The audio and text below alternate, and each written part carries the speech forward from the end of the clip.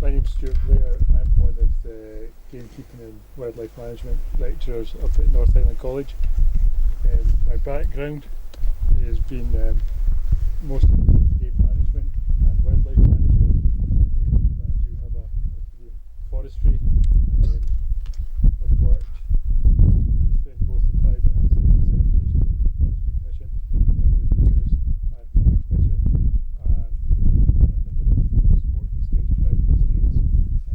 This is one. Yeah, and Will Anderson. I'm a chartered forester by training and have been doing this job here at Seafield Estate since 2007.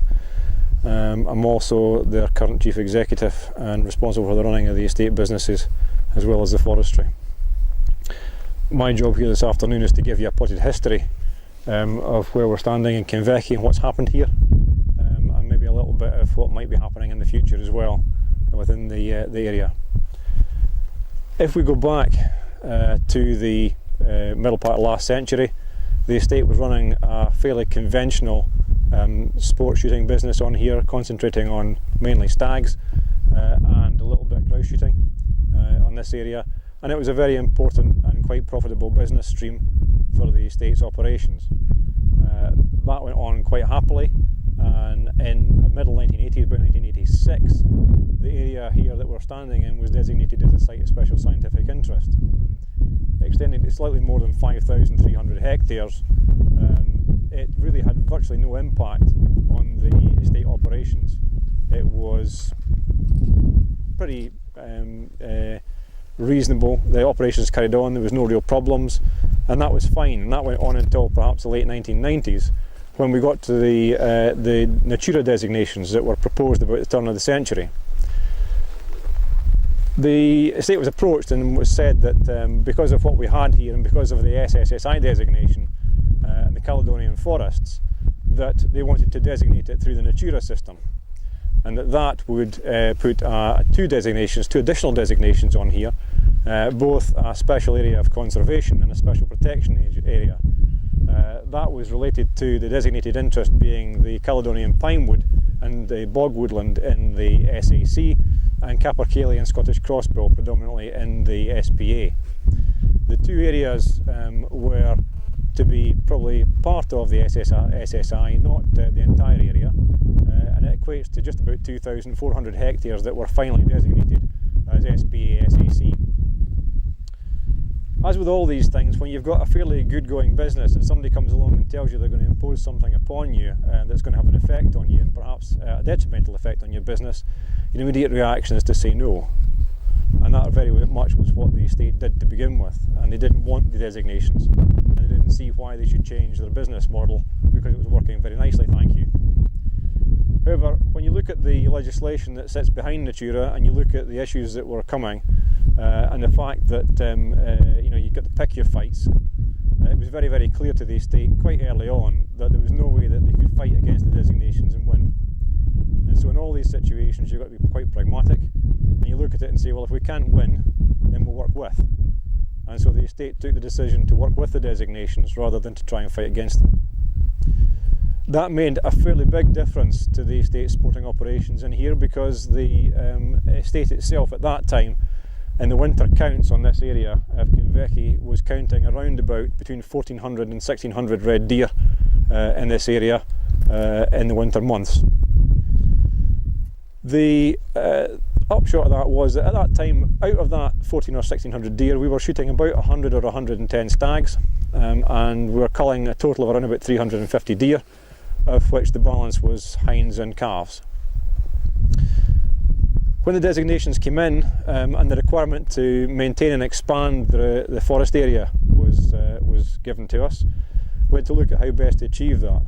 And that went forward in discussion with the agencies, both SNH and Forestry Commission Scotland, and a package of public support was put together to enable us to carry a fairly significant reduction cull on the deer population in this area. And that was the funding from the Scottish Forestry Grant Scheme to cover the woodland areas, and funding from SNH under a Section 15 agreement to cover the hill areas. And that was to give us enough money to carry out the work that was required to meet the management objectives. That money in no way replaces the income stream that the estate got from sporting, but it does achieve the objectives of maintaining and expanding the designated interest. As you can imagine, the decision to reduce the deer numbers here was not universally greeted with great applause. A number of our neighbours were quite concerned because you can look at the geography that we have here and you can see that Kinveachy, with the bowl-like nature, the low ground that it's got and the areas of woodland, is a fairly obvious wintering ground for deer. And it was holding quite large numbers, as well as the increased population that Kinveachy held itself. There were quite large numbers came in here in the winter for wintering. We engaged with our neighbours right from the outset, and the project that we started here in 2004 had a steering group and a number of meetings with our neighbours to explain what exactly was happening. And whilst they didn't necessarily agree with us, they understood that we had a legislative framework here that we had to work within, because ultimately the bottom line here was that if we chose to ignore the designations, there was legislation there that could allow the state to step in, make the control effort that was necessary to meet the Natura designations, and then charge us for it. So we were sort of stuck between devil and deep blue sea a little bit in that respect. We had to carry out the work necessary to meet the designation requirements. The work that took place from 2004 to 2007 was really a testament to the stalkers that the estate have and had.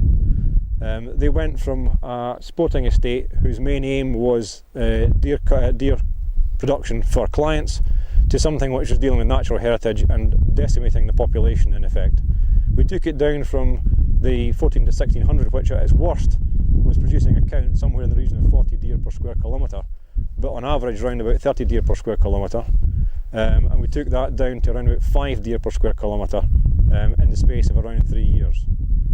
That was a major shift for the estate stalkers, not only in terms of getting the deer off the hill, but also in the mindset of going from what was traditional stalking into a natural heritage managed area. And the effort and the buy-in that they had should not be underestimated in that process. As part of the project, we also marked a range of seedlings in the area here, and they were monitored on an annual basis throughout the project, and we were required to meet a target of 75% positive growth on those seedlings once the reduction cull had taken place, to enable us to meet our grant funding requirements. If we didn't meet that, then we stood in danger of losing our grant.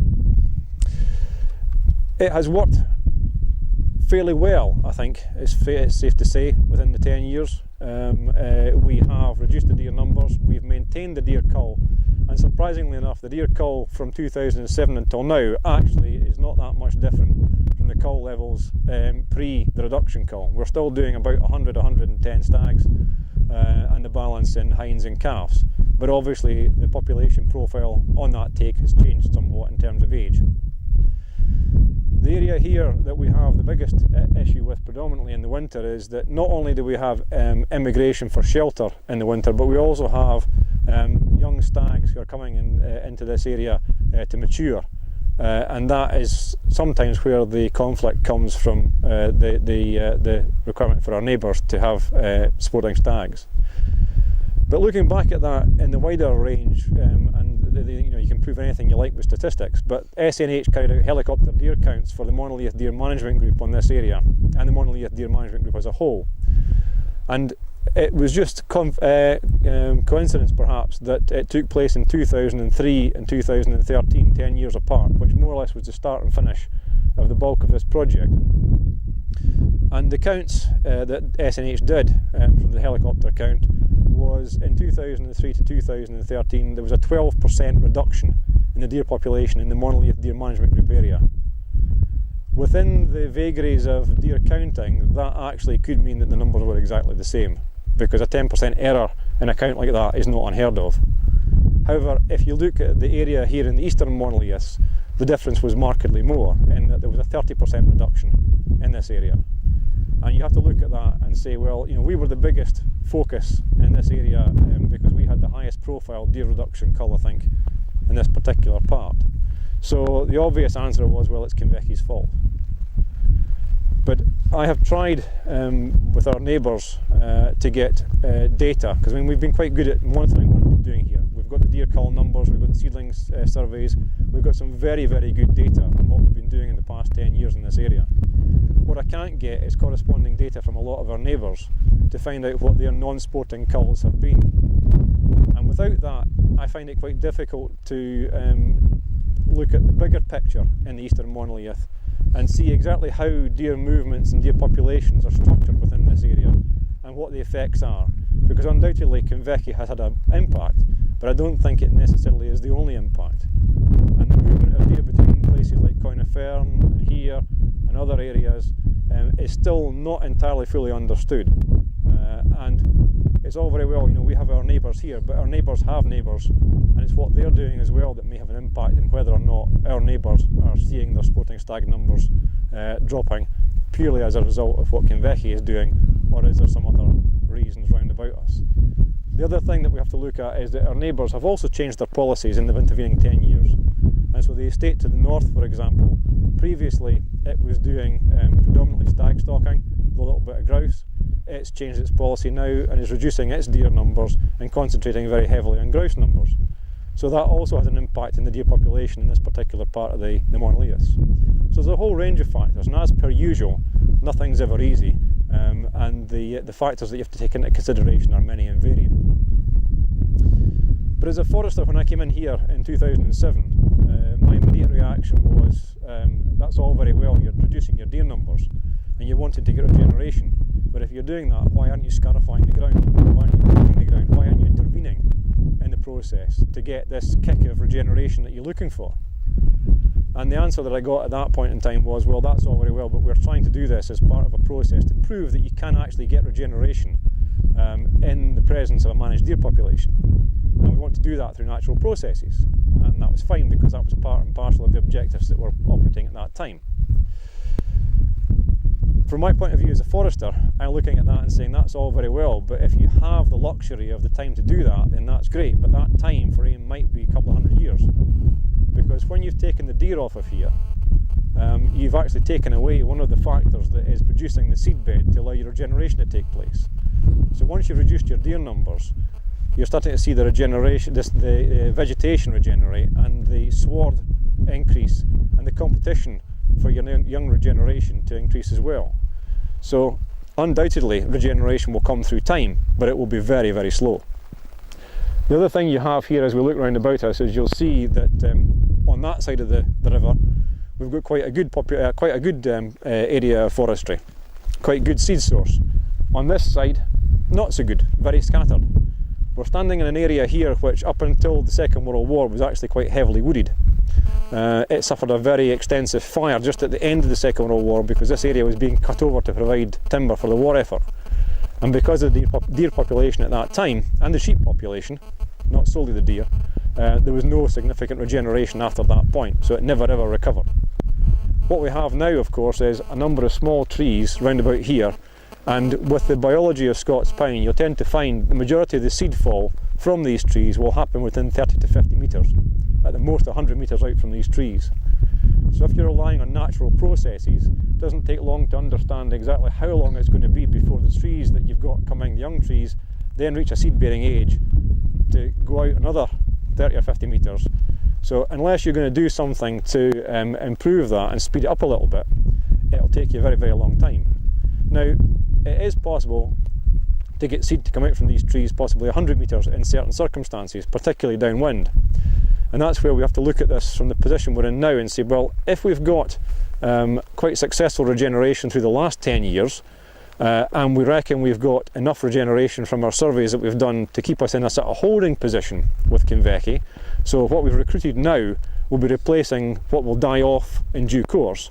So we're maintaining the natural heritage that we have here and maintaining the SAC area, but we also look to expand it. And what we're doing now is looking at the next phase in this, which is assessing the ground conditions and looking to see where we could actually do strategic improvements to that to increase the regeneration or increase the benefits and potential for regeneration on suitable site types. and we've gone over the area and looked at the various different bits and pieces of ground, identified the best site types within a good distance of seed sources, and the next step is perhaps to put a grant application in under the new forestry grant scheme to do some ground scarification to try and get us through this mat of vegetation that's been developing in the past 10 years, to give us another little kickstart and increase the regeneration and provide the linkages that we need between the two main areas of SAC and SPA.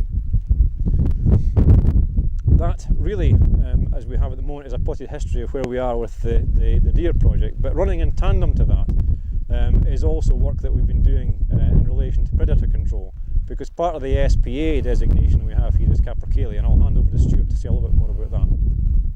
Okay, the start of the capercaillie project would be the Life Fund, which started In the late 1990s, I think. 1990s, so it's been quite a while. What happened was that the state traditionally always had keepers on the ground, so we had grouse keepers up on here, but also covered the low ground, running right out to Granton and Spey.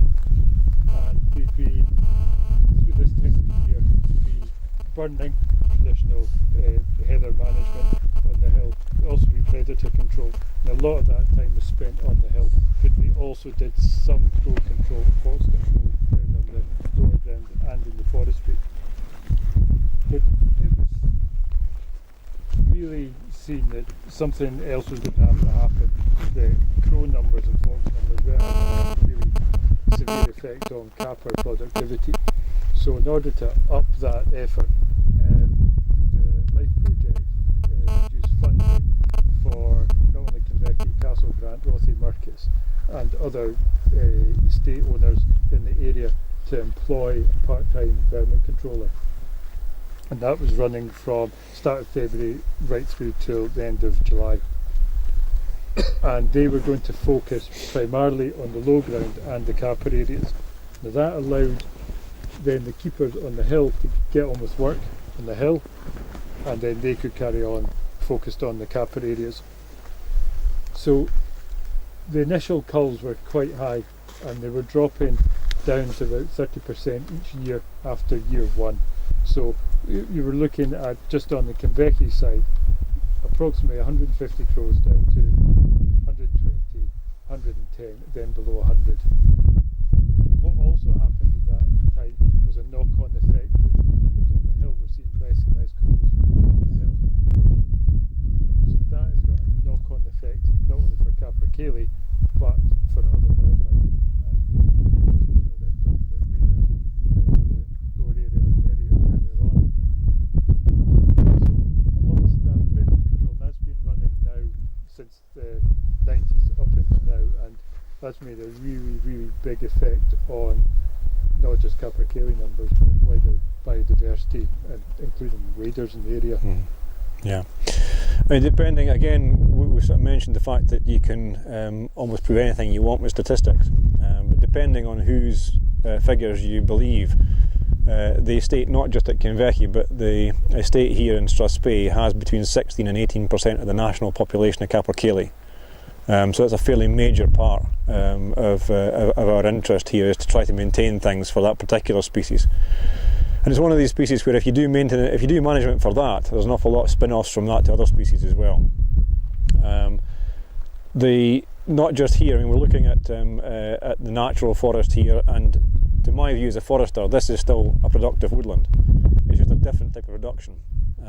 It will produce timber at certain points in time, but around the periphery of this we have all the plantation areas as well, and they are very important, as much as, if not more so, for capercaillie as the natural woodland here is. But we have a whole range of leks in here, and you know, from the point of view of production, we understand that when we come to do forestry management, that the requirement to produce habitat for a range of these species will be a major constraint for us in terms of timber production. And it's again down about this thing of balance.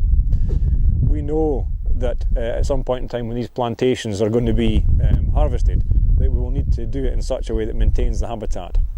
So in the latter part of the 2007 to 2011, we took part in the Species Action Framework project, and we been looking at the whole range of plantations adjacent to the native woodland here in the periphery of the SSSI and SAC, SPA, and looking at them from the point of view of identifying areas of good habitat and manipulating them now, so that when we do come to do the felling or the regeneration felling in these surrounding areas, that we have identified areas of habitat and retentions that we can have for these other species to use and to be maintained while we actually allow ourselves to harvest the timber resource. Because again, we have to look at it from the point of view that it is a resource, it is a commercial crop in a lot of cases. It is a very long-term commercial crop, but nonetheless it's still commercial, and it's very important from the estate's overall commercial operations that we can harvest that timber. Same way as we harvest deer, it's still part and parcel of using the land. It's very, very important because the estate itself has to generate an income.